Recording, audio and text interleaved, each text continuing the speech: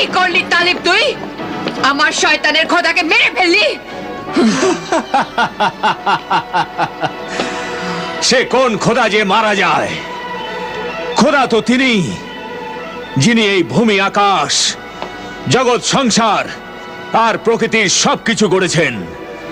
তিনি রক্ষক, তিনি মালিক, তিনি তো অবিনশ্বর।